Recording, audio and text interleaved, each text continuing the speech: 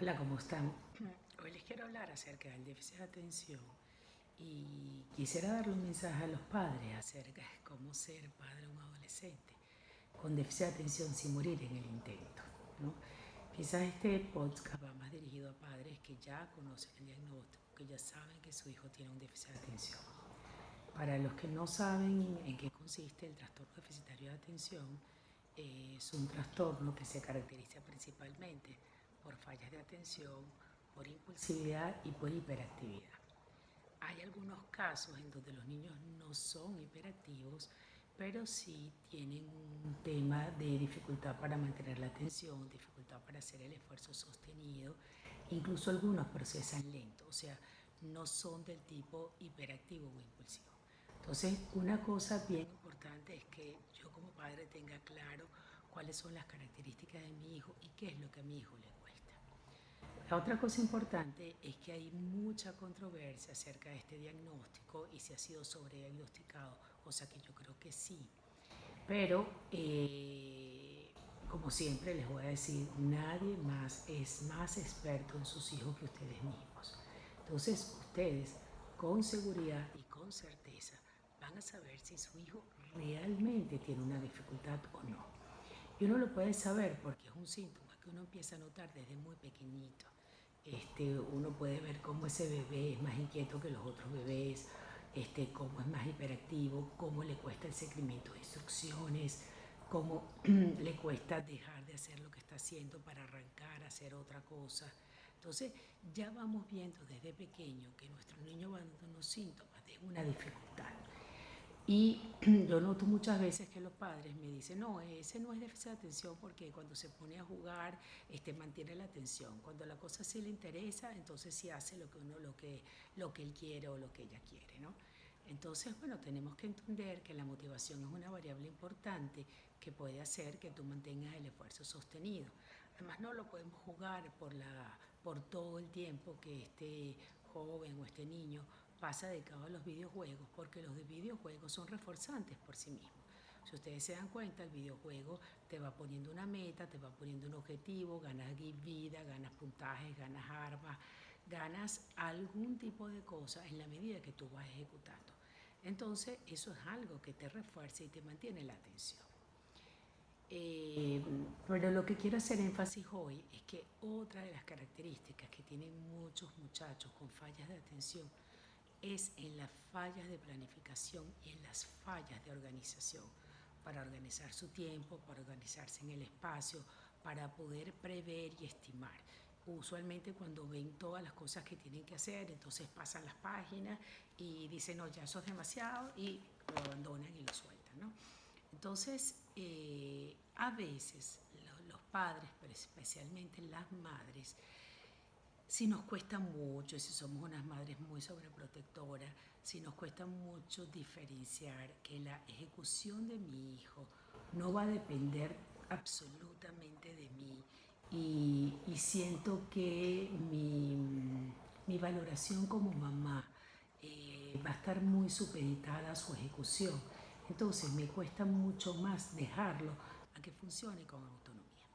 Yo suelo ver que, por ejemplo, hay veces hay madres que han sido muy exitosas como alumnas, y entonces cuando ese adolescente o ese niño le cuesta toda la parte de planificación, le cuesta sentarse a hacer tareas, entonces termina siendo la madre la que se sienta con ellos, entonces lo acompaña todo el tiempo y se va dando una dinámica donde uno como mamá termina siendo responsable de lo que ese niño o ese joven haga o deje de hacer. Entonces, terminamos siendo nosotros las culpables y nos dicen cosas como, bueno, es que no lo hice porque tú no me ayudaste, ¿no? O no me lo hice en estas semanas, un paciente me escribía a él, por un lado me escribía la mamá y por otro lado me escribía a él. Y me decía, no es justo, porque bueno, habíamos tenido una sesión donde habíamos acordado que bueno, que él tenía que vivir las consecuencias lógicas de lo que él no estaba haciendo y que la mamá solo iba a funcionar como Pepe Grillo, el de Pinocho. O sea, alguien que le iba a dar un recordatorio, porque es evidente que toda esta parte de planificación le cuesta y quizás soltar de dejar de hacer el juego, dejar de hacer otras cosas le cuesta. Entonces la madre solo iba a hacer un recordatorio pero ya no se iba a sentar con él, ya no iba a estar con él todo el tiempo ni asegurarse a que él hiciera las cosas. Pero por supuesto la consecuencia iba a estar clara, qué iba a pasar si él no cumplía. Entonces, bueno, él no se levantó, porque además la otra cosa que está pasando ahorita en la cuarentena, que está requiriendo que yo tenga más autocontrol y más autorregulación, la madre no lo levantó, él no se levantó y él me decía, no es mi culpa, no es mi culpa que yo no me haya despertado, la culpa es de ella que no me despertó porque yo no podía despertarme. Y esas otras cosas que yo he visto también en algunos pacientes con déficit de atención, sobre todo los que son de tipo más inatentos. Les cuesta a veces levantarse, les cuesta toda esta parte de organización y planificación. Entonces termina uno siendo como adulto el que termina como empujando todo el tiempo. Entonces es verdad que le cuesta, es verdad que es difícil, pero si nosotros estamos haciendo todo el tiempo lo que a ellos les cuesta, entonces nunca lo va a aprender. Hay cantidad de cosas que a muchas personas nos cuestan y lo que yo tengo que asimilar y tengo que entender, tengo que crear conciencia de enfermedad y saber que como me cuesta, tengo que hacer un esfuerzo mayor, pero no siempre voy a depender de alguien externo. Pero las madres caemos mucho en ese juego de sentirnos responsables y con el miedo de que baje la nota, de que no vaya a una buena universidad o de que no pueda estar en el buen colegio que yo me imaginé que debía estar. Entonces en ese temor vamos cubriendo cosas y no dejamos que vivan la experiencia. Lo que quiero decir es que cuando el niño es pequeño, por supuesto, en esta dificultad de atención, de planificación y de organización, que además es necesario hacerlo con todos los niños pequeños. Yo siempre digo que la edad de la escolar, la edad de desde preescolar como hasta el tercer grado, son edad para formar hábitos. Entonces nosotros estamos ahí un poco más encima, estructuramos, organizamos, recordamos, pero ya cuando va siendo más grande, 10, 11 años, vamos empezando a dar autonomía. Entonces, este muchacho que tiene fallas de atención posiblemente requiere un acompañamiento un poco mayor, quizás hasta que sea más o menos los 12 años. Entonces, vamos a ir nuevamente a ayudarlo a organizarse, haciendo recordatorio, decirle, mi amor, acuérdate que tienes el examen, acuérdate que tienes la entrega. Ahora y desde hace mucho tiempo con la virtualidad, los padres reciben las planificaciones, los planes de evaluación y reciben las planificaciones. Entonces pueden cumplir muy bien esa función de recordatorio. Sin embargo, tienen que tomar la retirada y ese joven tiene que vivir la consecuencia de su falta. El mayor temor que los padres sienten es que esa persona va a ser un mediocre.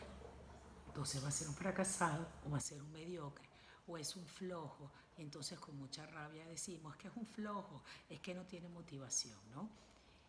Y fíjense que no es que sea flojo. Sí, posiblemente le cuesta mantener el esfuerzo sostenido, pero quizás nosotras cuando estamos haciendo tantas cosas por ello es quienes alimentamos la flojera. Entonces, lo que pasa es que no es fácil. No es fácil como mamá saber cuál es ese punto. Estoy diciendo esto, estoy recordando en un momento en que yo llegaba con mis hijos del colegio y bueno, me tenía que sentar con ellos a hacer tareas. Yo también tengo un hijo desatento y me tenía que sentar con ellos a hacer tareas o organizar lo que tenía que hacer de la tarea y me tenía que ir a trabajar. Yo recuerdo en algún momento que se me salió la bruja que llevaba por dentro y yo no sé ni por qué razón estaba como más desesperada en esa época. Y entonces yo me sentaba, se me salían los demonios, a mi hijo se le salían los demonios y yo no lograba que él hiciera lo que tenía que hacer. Hasta que yo entendí que la que estaba descocada era yo, que con toda esa carga emocional y con toda esa reactividad emocional yo estaba haciendo que él hiciera menos lo que tenía que hacer. Cuando me di cuenta de eso, tomé calma, me volví a sentar como Pepe Grillo, le dije, a ver, vamos a ver cómo lo hacía siempre, vamos a ver qué tienes que hacer. Y ya desde mi propia calma, él entendió qué tenía que hacer. Por supuesto que habían reglas claras. Cuando llegaba el trabajo, la tarea que estaba tenía que estar lista. Si la tarea no estaba lista, había una consecuencia como que no podía ver televisión. En esa época no habían celulares, o no, mi hijo no tenía celular a tan temprana edad. Entonces, bueno, uno maneja las consecuencias. Además, la consecuencia de si bajaba determinada nota, pues perdía algunos privilegios. Y yo mandaba un mensaje como que si cumplía con lo que esperaba, bueno, tenía derecho a todos los privilegios. Un poco este mensaje en la confianza y en la autonomía. Entonces, desde el propio lugar de mamá estoy diciendo que sé que el proceso no es fácil y no es fácil distinguir cuándo sí o cuándo no. Pero cuando nosotros nos tomamos eso como que si fuera nuestra tarea, como que si fuera nuestra ejecución, como que si fuera nuestra responsabilidad y no dejamos que nuestros hijos vivan la consecuencia y caigan en su barranco como tienen que caer, entonces no va a haber el aprendizaje. Yo sé que es muy difícil y me van a escuchar decir esto muchas veces, nos agarramos dura en la silla, aguantamos ahí, lo vemos sufrir, lo vemos con la rabia con nosotros, con la rabia con ellos mismos, pero no perdemos el control. No tenemos una alta reactividad emocional. Estamos claros que tiene una dificultad, lo estamos apoyando, estamos funcionando como Pepe Grillo, le damos estructura, lo hemos enseñado a organizarse, pero dejamos que viva la consecuencia. Bueno, muchas gracias.